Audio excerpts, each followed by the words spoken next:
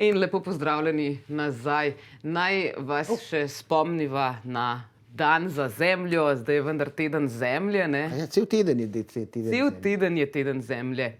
Dan zemlje je bil pa včeraj. Včeraj je bil dan zemlje, ja, ko je Rok Boss hodil po tleh. Tako.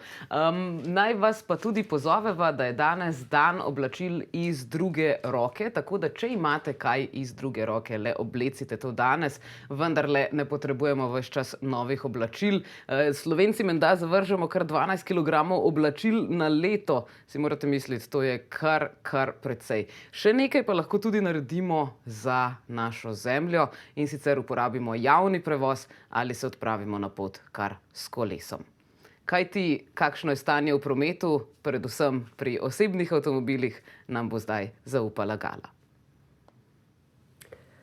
Ja, res je. Če se pa odpravimo na pot z osebnim avtomobilom, je pa dobro vedeti, da je na štajerski avtocesti za predorom Ločica proti Celju oviran promet zaradi okvare tovornega vozila. Zastoji nastajajo na primorski avtocesti med Postojno in Studencem proti Kopru. Zamuda je 15 minut. In pa tudi na vzhodni ljubljanski obvoznici iz smeri Štajerske proti Dolenjski pred delovno zaporo pri Golovcu. Zastoj tovornih vozil je pred Obrežjem proti Hrvaški, dolg je 1,5 kilometra. Čakalna doba pa je tudi na mejnem prehodu Gruškovje. Dela potekajo na ljubljanski vzhodni obvoznici, obnova priključka industrijska cona Moste, Letališka cesta. Do 2. maja bo promet med razcepom Zadobrova in Bizovikom potekal po 2 zoženih pasovih v vsako smer. Zaprt je tudi uvoz Ljubljana vzhod z Zaloške ceste proti Zadobrovi. Zaradi obnove predora Golovec promet poteka skozi eno predorsko cev dvosmerno. V obe smeri je prepovedan promet za vsa vozila z največjo dovoljeno maso nad 3,5 tone. Toliko zaenkrat o prometu. Na pot se le odpravite z javnim prevozom ali kolesom, da skrbimo za svojo zemljo. Sedaj pa Luka in Pija vračam besedo nazaj v studio. Gala, najlepša hvala. Ja, danes greste lahko na pot tudi v drugo regijo. Sicer pa, ja, res, prav danes. So odprli regije. Tako. Čudovito. Imaš kak izlet v mislih? Ja, načeloma ja, ampak zdaj, ko bodo jutri odprli terase, tudi pri nas, se nam ne bo treba nikamor iti. Prav daleč ne, vsaj do prvega lokala. Tako. Podprimo lokalne gostince. Tako, še prej pa podprimo še nekaj, kar je, mislim, da tudi že odprta, vsaj njihova knjižnica, in sicer Francoski inštitut na Bregu. Tam se že nahaja Rok, ki se bo pogovarjal s kulturnim atašejem Charlesom Nonom, in sicer o francoskem inštitutu in o francoski kulturi. Formidable. Ja, Pija, lepo pozdravljena tudi v studiu tukaj iz Francoskega inštituta v Sloveniji. Ob meni, kot si omenila, Charles Non. Lep pozdrav, Charles. Dober dan in dobrodošli. Ja, najlepša hvala. Moram priznati, da takoj, ko sem vstopil, me je tale francoska kultura kar objela. Tukaj imajo zelo lepo urejeno knjižnico, ampak to ni vse. Koliko časa, Charles, pa že obstaja tukaj Francoski inštitut in kako je sploh prišlo do njegove vzpostavitve?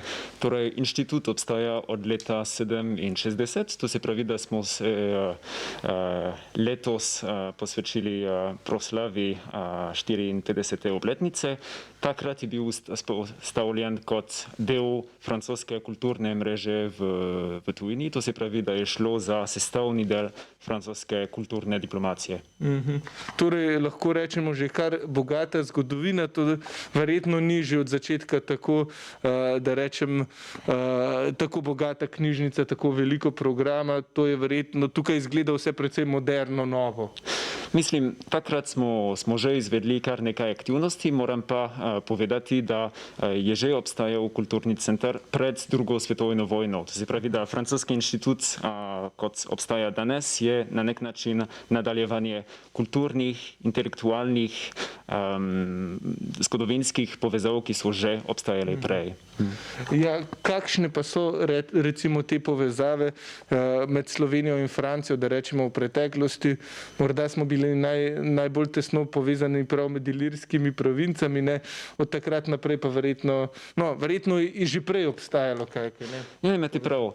Veliko let smo se imenovali Francoski inštitut Charles Nodier. Charles Nodier je bil en pisatelj, pobudnik romantičnega gibanja na začetku 19. stoletja in je v času ilirskih provinc prav prišel v Ljubljano, kjer je delal kot mestni knjižničar, je tudi bil urednik uradnega časopisa ilirskih provinc in je bil izjemno navdušen nad Ljubljano. Se pravi, da tudi te takšne osebnosti posebljajo globokost, pa tudi podrobnost teh povezav med obema državama. No, omenila sva že tole čudovito knjižnico. Katere dejavnosti poleg izposoje knjig recimo pa še nudite tukaj na inštitutu?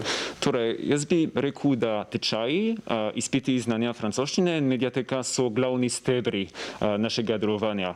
Poleg tega pa izvajamo marsikatere prireditve, dogodke, projekte na področju kulture, na področju tudi promocije francoščine in tudi na področju univerzitetnega in znanstvenega sodelovanja. Na primer smo februarja izvedli mesec študija v Franciji z zelo bogatim programom in mesec kasneje teden frankofonije z bogatim in raznolikim programom na področju pesništva, kina, poezije in tako naprej in tako dalje. Naj bi tudi pripomnil, da na nek način prispevamo k nastanku novih sodelovanj med francoskimi in slovenskimi organizacijami, umetniki, študenti, na primer z programi štipendij za študente slovenske, ki grejo v Francijo študirati. Torej, tako še dodatno krepite, se pravi, vezi med tema dvema državama. Kako priljubljena pa je, na primer, francoščina, bi rekli, med slovensko populacijo? Francoščina je priljubljena. Naprimer, tukaj organiziramo ogromno tečajev, skupinskih, individualnih, za otroke, za odrasle, za starejše, spomladanskih, jesenskih, tudi poletne tečaje. Francoščina je priljubljena, morda je tudi malce več razširjena pri starejših generacijah, čeprav vidim, da morda v nasprotju z drugimi jeziki je francoščina povzročila ogromno motivacije, ogromno strasti. Tisti, ki se učijo francoščino, si to res močno želijo napredovati. Potem pa seveda obstaja težka, huda mednarodna konkurenca z drugimi jeziki. Zaradi tega vsak dan se moramo boriti, da postane francoščina celo bolj popularna, celo bolj priljubljena in tudi, da ljudje razumejo, da francoščino govori več kot 300 milijonov ljudi in da morda ni tako težka, kot si lahko mislimo o prvem pogledu oziroma poslušanju. Ja, verjamem, da včasih res izgleda prvi stik, ki ga imamo s francoščino, se nam zdi, to je pa res precej zapleteno, ampak kot ste omenili, če imamo strast, če imamo željo, vse gre, ne, tako. Ja, in tako imate prav. Jaz sem se, na primer, začel učiti slovenščino, ko sem bil star 20 let, se pravi, da nisem bil otrok in z nekaj dela in truda mi je uspelo govoriti slovensko na nek način in morda lahko tudi dokaže, da če jaz govorim slovensko in če se jaz učim slovenščine, lahko tudi Slovenci učijo francoščino in govorijo ta jezik tekoče, konec koncev. Ja, in Šarel, lahko odkrito priznam, da vam gre odlično, res ste se dobro naučili in verjamem, da tudi slovenščina ni najbolj enostaven jezik za naučiti se, kaj ne, da ne. Najlepša hvala. Slovenščina ima svoje posebnosti, zaradi tega je v učenje potrebno vložiti kar nekaj napora in truda. Predvsem nam povzročajo težave ti glagolski vidiki, dovršni, nedovršni, tudi naglas, naglašanje je nekaj težkega za Francoze, ampak z motivacijo in tudi z življenjem v Ljubljani lahko prispemo do tega cilja, da govorimo slovensko. No, z učenjem francoščine pa nekako lahko pridemo tudi bližje zelo bogati francoski kulturi, francoski zgodovini in vsem tem, ne, katere knjige ali pa recimo tudi francoski filmi, da jih izpostavimo, francoski filmi vse bolj prodirajo tudi na naš trg, kateri recimo so tista kulturna dela, ki bi jih izpostavili, da so pa res, da jih je vredno morda pogledati za filme in prebrati za knjige. Mislim, tukaj je res odvisno od osebnosti in tudi od preferenc posameznika. Morda bi rekel, da je zdaj v nastanku francoska nadaljevanka, to se pravi, da če dalje več Slovencev pozna francoske serije, kot so na primer Lupin, Le Bureau des Légendes, to je The Bureau v angleščini, nek tudi Call My Agent, 50%, to so neke druge vrste kulturne ponudbe, ki jo lahko radi Slovenci odkrijejo. Sicer pa francoski film, francoske knjige, tudi francoski strip je čedalje bolj priljubljen in znan v Sloveniji. Lani smo izvedli zelo gost program na področju stripa, seveda v sodelovanju z našimi slovenskimi partnerji, ker je bilo leto stripa v Franciji, ki se nadaljuje še letos. To se pravi, da je prišlo in bo prišlo še ogromno francoskih striparjev za pogovore, za predstavitev njihovih zadnjih knjig in stripov. Šarel, najlepša hvala zaenkrat za ta pojasnila. Še več o tem, kako se njej dopade francoski strip, bo lahko povedala tudi naša Pija v studio. Zaenkrat pa naj si bo to toliko, prav kmalu pa se Šarlom Nonom spet vrneva tukaj iz Kulturnega inštituta, francoskega inštituta v Sloveniji. Se vidimo prav kmalu, ne hodite daleč.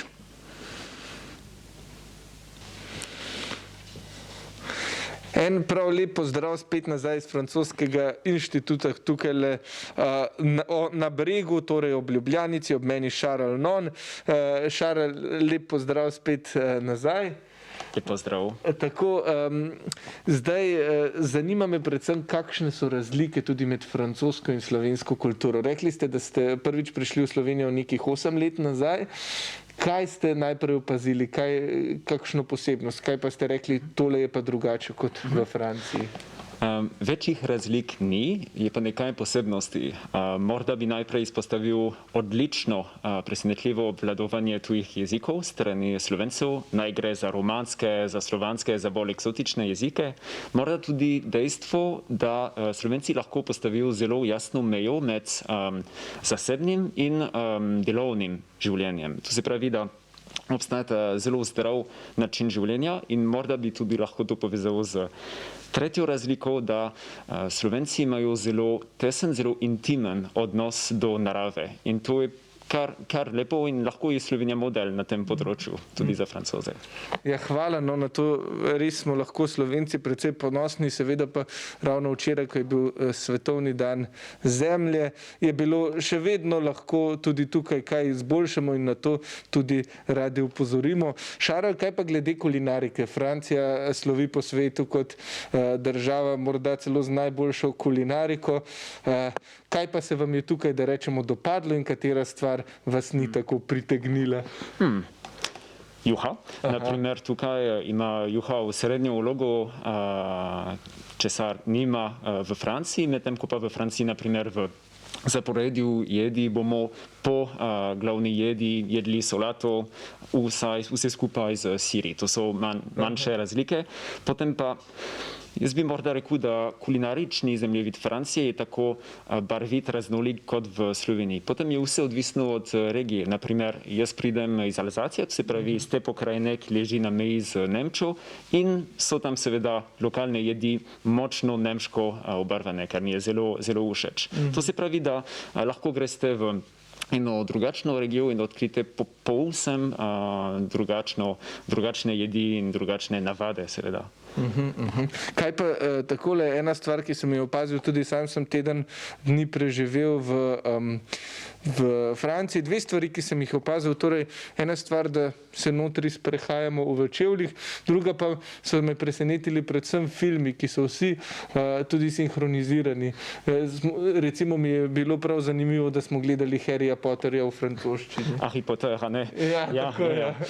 Glede copat, jaz bi morda rekel, da Copate uporabljamo, ampak ne tako pogosto kot v Sloveniji. To se pravi, če organizirate neko kosilce ali večerjo za kolege, za prijatelje, jih seveda ne boste prosili naj sezujejo in naj uporabljajo copate. In to je morda bila stara navada, ki pač ni več tako v veljavi. Glede sinhroniziranih filmov, so podnapici čedalje bolj popularni, čeprav seveda je to še razširjeno v Franciji, da gledaš Harry Potter v francoščini, na primer. Ja, to bi bilo precej zanimivo, tudi potem plakati filmski, tam, ko sem živel pri enem fantu in me je res to kar precej presenečalo, no, ampak vseeno je pa verjetno hitreje se potem tudi naučiš francosko, če povsod bereš res plakate v francoščini. Omenili ste tudi ta stik z naravo, recimo v Sloveniji je eden najbolj priljubljenih oblik rekreacije, torej hoje v hribe in tako. Kaj pa so tiste vrste rekreacije, ki so pa v Franciji najbolj priljubljene? Kot pri gastronomiji je vse odvisno od regije. Če živite na manj sončni strani Alp, naprimer v Grenoblu, boste verjetno preživeli vikend v gorah s pohodništvom.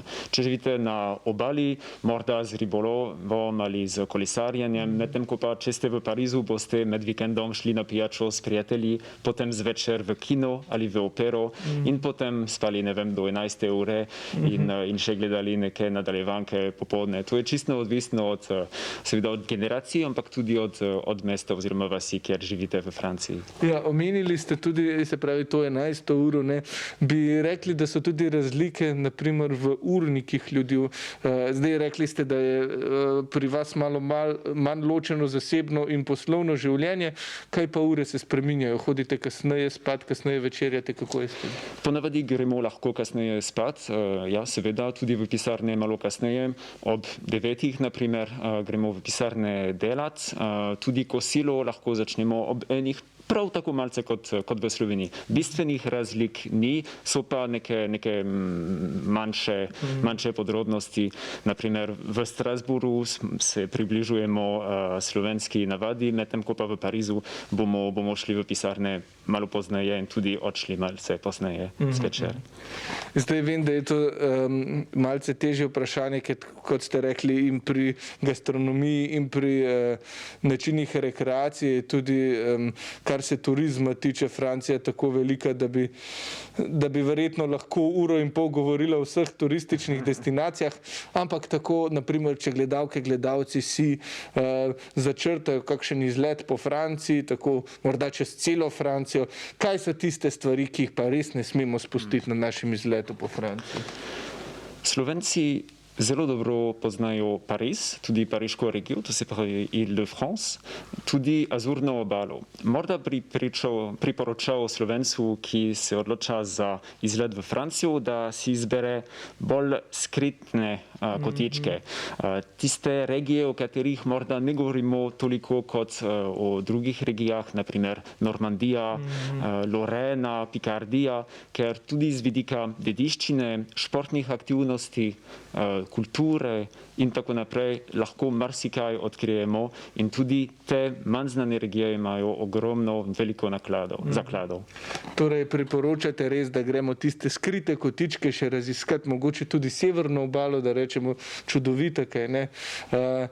No, smo pa Slovenci in Francozi zdaj od lanskega leta še malce bolj povezani. Slovenec je končno zmagal Tour de France, dirko po Franciji, ne, in na to smo res ponosni. Ste zdaj Francozi majčkeno jezni na Slovence, glede na to, da smo vam speljali zmago v Franciji? Sploh ne, ker smo tako lahko odkrili novo turistično destinacijo, kamor lahko gremo za počitnice. Tako da je bilo to zelo prijetno presenečenje in zaradi tega čedalje bolj poznamo Slovenijo, tudi Slovence in športnike, kar je zelo dobro tudi za naše bilateralne veze in povezave. No, hvala lepa, Šarl. Pustite nam še kakšen pokal. Ni nujno, da letos, ampak morda pa v prihodnosti še kakšnega. Jaz res upam tako. No, dajva se zdaj še malce za konec vrniti na inštitut. Čudni časi so zdaj bili za nami, ne? Kako ste bili odprti med epidemijo in kako ste odprti v tem trenutku? Seveda smo se morali prilagajati razmeram, ki so nas tudi kot marsikatere druge organizacije kar močno prizadele. Zdaj smo pa odprti. To se pravi, tečaji potekajo zaenkrat v spletni obliki, ampak načrtujemo, da bodo naši poletni tečaji potekali v živo. Tudi mediateka je odprta po normalnem urniku, se pravi, da lahko marsikdo, po pravici povedano, kdorkoli lahko pride se upisati in lahko odkriva in ne samo fizično gradivo, ampak tudi našo digitalno knjižnico, kot tudi delavnice za otroke. Za prireditve bomo morda morali še malo čakati, preden gremo v fizično obliko, ampak na to računamo. In bi priporočal vsem ljudem, ki nas gledajo, da nam sledijo na socialnih omrežjih in tudi na spletni strani. In tam tudi najdete verjetno informacije o odpiralnih časih, kdaj so kakšne delavnice, kdaj so kakšni projekti, kdaj so kakšni jezikovni tečaji, tako da res predlagam, spremljajte. Kako pa poteka, se pravi, omenili ste se lahko kdorkoli prijavi tukaj za obisk v mediateko? Točno to. Mislim, da morate priti z osebno izkaznico, pa nekaj informacij o sebi seveda in potem je to vse. Boste dobili kartico, mislim, da je upis brezplačen za otroke in ste seveda lepo vabljeni ob upoštevanju tokratnih razmer in ukrepov. Najlepša hvala, Šarl, za vsa ta pojasnila in seveda, da ste nam približali francosko kulturo. Če boste hodili kaj mimo, oglasite se kaj na francoskem inštitutu tukaj v Ljubljani, ob Ljubljanici. Tukaj imajo res bogato knjižnico, mediateko, tako da res lahko pobliže spoznate francosko kulturo in se morda tudi naučite francoščine. Šarl, hvala še enkrat in vse dobro še naprej. Hvala vam in lep pozdrav. Takole, mi pa se iz inštituta s temi besedami tudi poslavljamo, kratki oglasi, potem pa spet pridemo v studio.